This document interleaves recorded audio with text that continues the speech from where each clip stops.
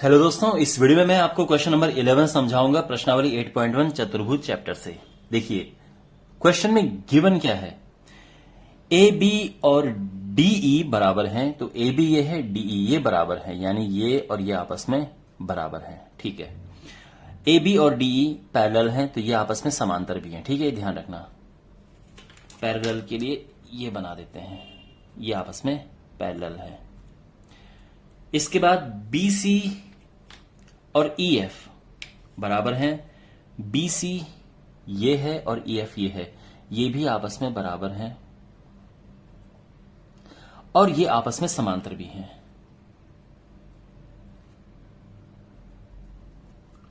Okay, और हमें proof जो करना है 1 बाय 1 आराम से प्रूफ करते हैं। सबसे पहले ए बी ई डी एक पैरेललोग्राम है। ए बी ई डी ये एक पैरेललोग्राम है, हमें शो करना है। देखो तो सिंपल सी बात है कि अगर जो ए बी है ये बराबर है इसके डीई के और साथ में पैरेलल भी है, समांतर भी, ये बराबर भी हैं और समांतर भी हैं, तो अपने आप ही ये एक पैरेललोग्राम हो गया है। ठीक है, एक समांतर चतुर्भुज हो गया है।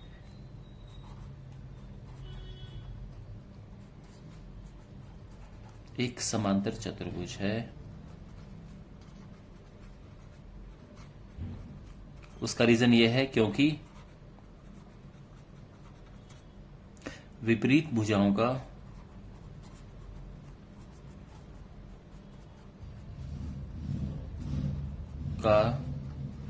एक युग्म समांतर और बराबर है। तो जब भी किसी भी चतुर्भुज में जो विपरीत भुजाओं का एक युग्म अगर समांतर भी है और बराबर भी है तो वो एक पैरेललोग्राम होता है, एक समांतर चतुर्भुज होता है। ठीक है ना, तो ये और ये इक्वल और पैरेलल है, तो ये समांतर चतुर्भुज। अब एक बात ध्यान रखना माय डियर, इस बात को अच्छे से समझो कि आपके सामने अगर ये कोई आकृति है, अगर आपको पता है कि ये और ये बराबर है और ये साथ में समांतर भी है, तो आप सीधे ही बोल सकते हो कि ये समांतर चतुर्भुज है। आपको इसकी जरूरत भी नहीं है, बस ये बराबर है और समांतर है, वही हमने यहां पे किया। लेकिन दूसरी बात यह है कि अगर आपको ये पता है कि ये समांतर चतुर्भुज है या पहले से जानते हो, तो आप क्या कंक्लूजन निकालोगे? अगर आप ये पहले से जानते हो तो आप कहोगे कि क्योंकि ये समांतर चतुर्भुज है तो भाई ये बराबर होंगे, ये आपस में बराबर होंगे, ये आपस में पैरेलल होंगे और ये आपस में पैरेलल होंगे। ठीक है, तो ये आप इससे निष्कर्ष निकालोगे। अभी मैं क्यों बोल रहा हूं, क्योंकि ये अभी काम आएगा। सेकंड पार्ट में हमें बी ई एफ सी इसको बताना है, कि इसको दर्शाना है कि ये एक समांतर चतुर्भुज है। तो देखो माय डियर, सेम कहानी जो हमने इसके लिए की थी वही इसके लिए है। आमने सामने की भुजाओं का एक युग्म, यानी ये और ये बराबर भी है और समांतर भी है, तो यानी ये भी, तो आप लिखोगे क्योंकि BC बराबर EF है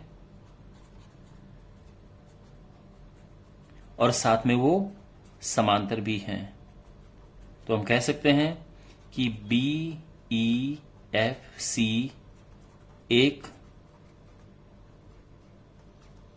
समांतर चतुर्भुज है। क्योंकि अब रीजन में क्या लिखोगे आप? बिल्कुल जो यहां पे लिखा है, विपरीत भुजाओं का एक युग्म समांतर और बराबर है, इसीलिए ये एक समांतर चतुर्भुज है। क्लियर हो गया? अच्छा, अब तीसरा पार्ट देखो। तीसरे पार्ट में हमें यह बताना है कि AD और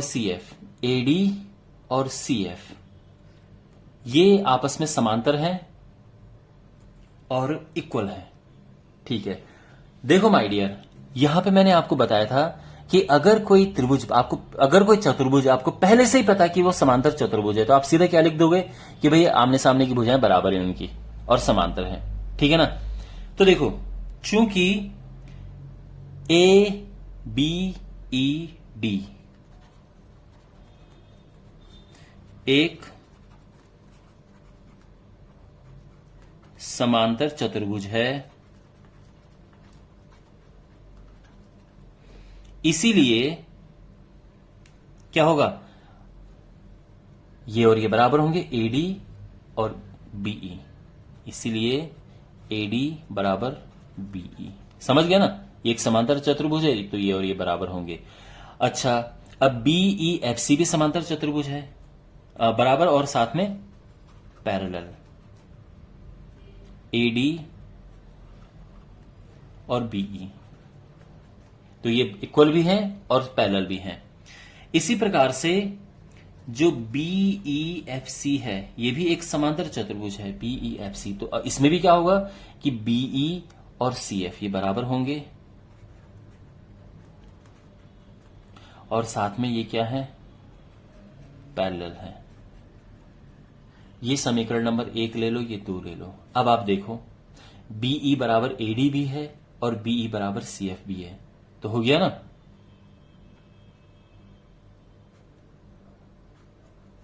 AD बराबर CF आप यहां पे लिख सकते हैं 1 और 2 से। तो B ये है, AD है और B ही CF है, तो AD और CF दोनों बराबर हो गए हैं।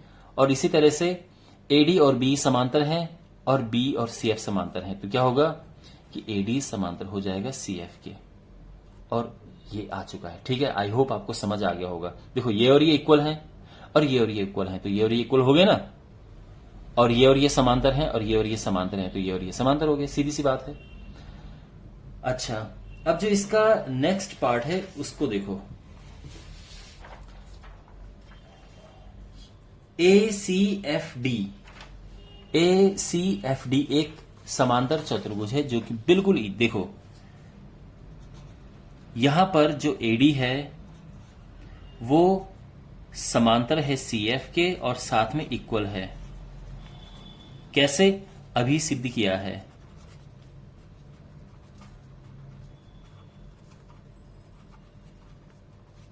तो ये और ये अभी हमने प्रूव किया है ना, AD और CF ये।